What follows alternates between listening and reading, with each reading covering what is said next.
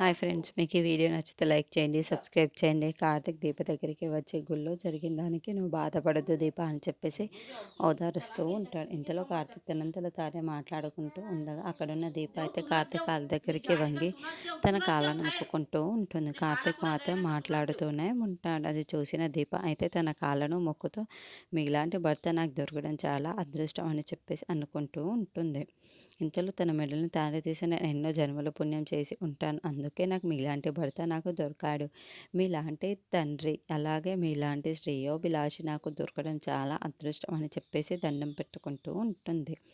ఇంతలో కార్తీక్ మాత్రం అది చూడకుండా దీపుకు నువ్వు బాధపడదు. ఎవరు ఎన్ని అవమానాలు నీకెవ్వరైనా అనుమానాలు చేసినా సరే నేను నీకు తోడుగా ఉంటాను అని చెప్పేసి అంటూ ఉంటాడు. ఆ మాటలు వినగానే అక్కడున్న దీపక్ చాలా ధైర్యం వచ్చేసి తన తాళను తీసి మొక్కుకుంటూ ఉంటుంది. బాబు, మీరు ఉన్నంత వరకు నాకు ఏమీ జరగదు అని నాకు ఈరోజే అర్థమైంది. మీరు నాకు తోడుగా ఉన్నారు, నాకు ఇంకేమీ అవసరం లేదు అని చెప్పేసి అనుకుంటూ ధైర్యంగా లేస్తూ ఉంటుంది.